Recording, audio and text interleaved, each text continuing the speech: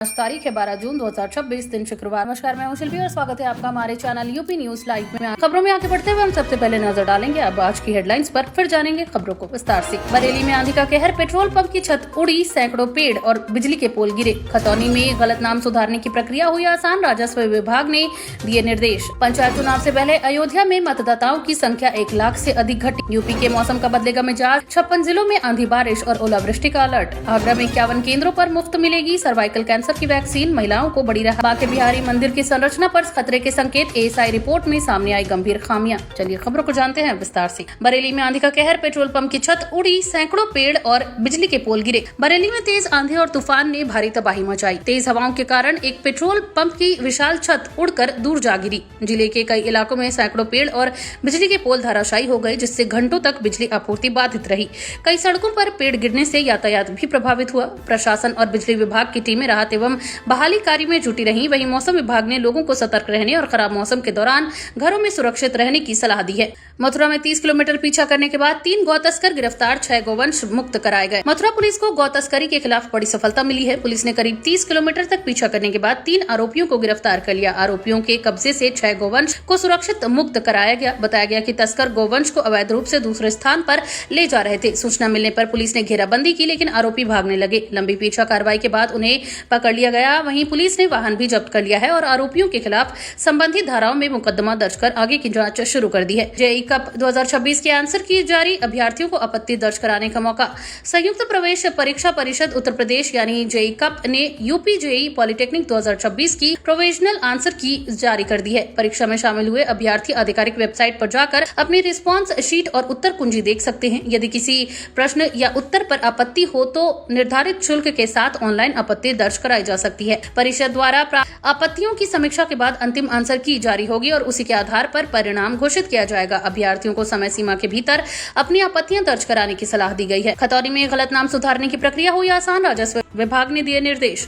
अलीगढ़ समेत प्रदेश भर में खतौनी में गलत दर्ज नामों को लेकर लोगों को राहत मिलने वाली है। राजस्व विभाग के नाम संशोधन की प्रक्रिया को सरल बनाने के लिए नए निर्देश जारी किए गए हैं। अब संबंधित दस्तावेजों के आधार पर आवेदन देकर रिकॉर्ड में सुधार कराया जा सकेगा। वहीं कई किसानों और जमीन मालिकों को वर्षों से गलत नाम वर्तनी की त्रुटि और रिकॉर्ड संबंधी समस्याओं का सामना करना पड़ रहा था। अधिकारियों का कहना है कि सही दस्तावेज मिलने पर मामलों का शीघ्र निस्तारण किया जाएगा, जिससे भूमि विवादों में भी कमी आने की उम्मीद है। बांके बिहारी मंदिर की संरचना पर खतरे के संकेत, एएसआई रिपोर्ट में सामने आई गंभीर खामियां। वृंदावन स्थित प्रसिद्ध बांके बिहारी मंदिर की संरचना को लेकर भारतीय पुरातत्व सर्वेक्षण यानी एएसआई की रिपोर्ट में चिंता जताई गई है। रिपोर्ट के अनुसार मंदिर के कुछ हिस्सों में संरचनात्मक कमजोरी और क्षति के संकेत मिले हैं। बढ़ती श्रद्धालु संख्या और लगातार दबाव के कारण भवन पर असर पड़ रहा है। विशेषज्ञों ने समय रहते मरम्मत और संरक्षण कार्य कराने की सिफारिश की है। रिपोर्ट सामने आने के बाद प्रशासन और मंदिर प्रबंधन सतर्क हो गया है। भविष्य में श्रद्धालुओं की सुरक्षा सुनिश्चित करने के लिए आवश्यक कदम उठाए जाने की तैयारी की जा रही है। सीएम डैशबोर्ड रैंकिंग में पिछड़ा मुरादाबाद, विकास कार्यों में 56वें स्थान पर पहुंचा जिला। मुख्यमंत्री डैशबोर्ड की ताजा रैंकिंग में मुरादाबाद जिले का प्रदर्शन निराशाजनक रहा है। जिला विकास कार्यों के मामले में 56वें स्थान पर पहुंच गया है। कानून व्यवस्था और कई सरकारी सेवाओं के क्रियान्वयन में भी अपेक्षित प्रदर्शन नहीं दिखा।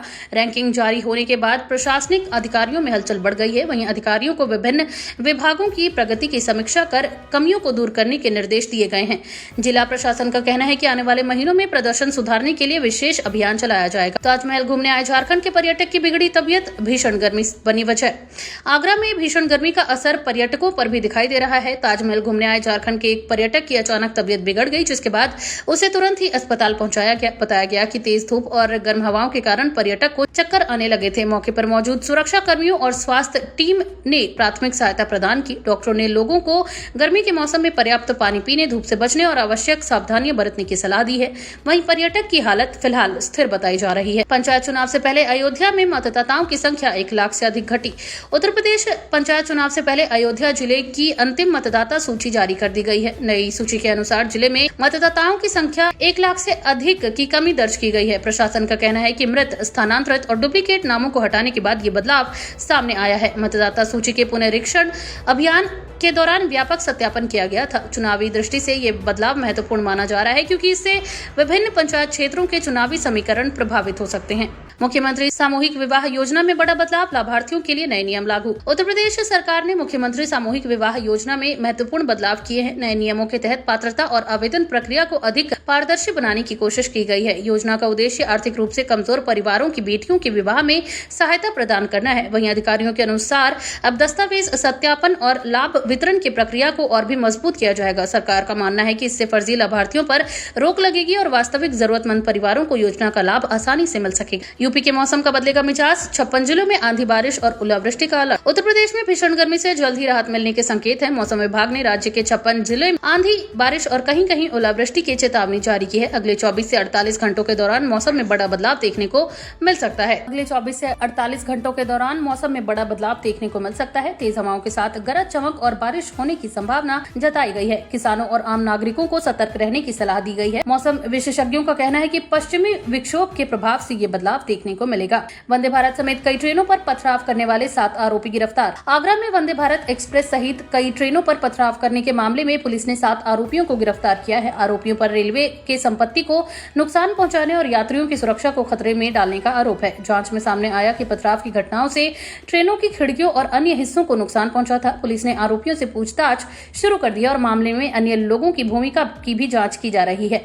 रेलवे प्रशासन ने घटना को गंभीर बताते हुए कड़ी कार्रवाई की बात कही है। आगरा में 51 केंद्रों पर मुफ्त मिलेगी सर्वाइकल कैंसर की वैक्सीन, महिलाओं को बड़ी राहत। आगरा जिले में महिलाओं और किशोरियों के लिए सर्वाइकल कैंसर से बचाव की दिशा में बड़ा कदम उठाया गया है। अब जिले के 51 स्वास्थ्य केंद्रों पर single dose cervical cancer vaccine निःशुल्क उपलब्ध कराई जाएगी। स्वास्थ्य विभाग का कहना है कि ये वैक्सीन कैंसर के खतरे को कम करने में प्रभावी मानी जाती है। वहीं अभियान के तहत अधिक से अधिक महिलाओं को जागरूक करने और टीकाकरण कराने का लक्ष्य रखा गया है। अधिकारियों ने लोगों से अफवाहों पर ध्यान न देने और स्वास्थ्य केंद्रों से जानकारी प्राप्त करने की अपील की है। आधार और अस्पताल रिकॉर्ड में गड़बड़ी से जन्म प्रमाण पत्र बनने में हो रही देरी। आगरा में कई परिवारों को जन्म प्रमाण पत्र बनवाने में परेशानी का सामना करना पड़ रहा है। अधिकारियों के अनुसार आधार कार्ड और अस्पताल रिकॉर्ड में नाम, जन्मतिथि या अन्य विवरणों में अंतर होने के कारण आवेदन लंबित हो रहे हैं। इस वजह से लोगों को बार बार दस्तावेज सुधारने के लिए कार्यालयों के चक्कर लगाने पड़ रहे हैं। प्रशासन ने अभिभावकों से बच्चों के जन्म के समय सभी विवरण सही तरीके से दर्ज कराने की अपील की है। वहीं संबंधित विभागों को भी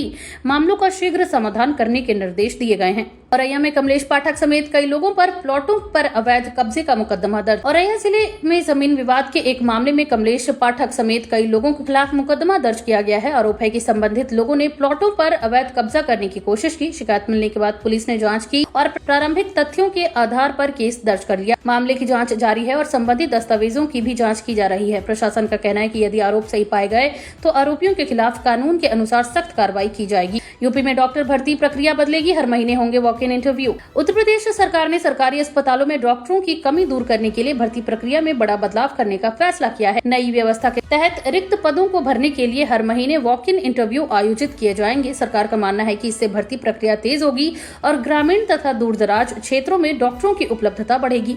स्वास्थ्य विभाग को आवश्यक दिशा निर्देश जारी कर दिए गए हैं। ये कदम स्वास्थ्य सेवाओं को मजबूत बनाने और मरीजों को बेहतर इलाज उपलब्ध कराने की दिशा में महत्वपूर्ण माना जा रहा है। मेडिकल कॉलेजों में धर्मांतरण रोकने के लिए विशेष सेल बनाने का निर्देश। उत्तर प्रदेश के राज्यपाल ने प्रदेश के मेडिकल कॉलेजों में धर्मांतरण संबंधी शिकायतों की निगरानी के लिए विशेष सेल गठित करने का निर्देश दिया है। इस सेल का उद्देश्य संदिग्ध गतिविधियों पर नजर रखना और शिकायतों का त्वरित निस्तारण सुनिश्चित करना होगा। निर्देश के बाद चिकित्सा शिक्षा विभाग और कॉलेज प्रशासन आवश्यक तैयारियों में जुट गया है। अधिकारियों का कहना है कि छात्र छात्राओं की सुरक्षा और पारदर्शी वातावरण बनाए रखने के लिए ये कदम उठाया गया है। इस फैसले को लेकर विभिन्न स्तरों पर चर्चा शुरू हो गई है। तो ये थी आज के तमाम ताजा अपडेट्स। ऐसी और खबरों को जानने के लिए बने रहिए हमारे चैनल यूपी न्यूज लाइव के साथ। धन्यवाद।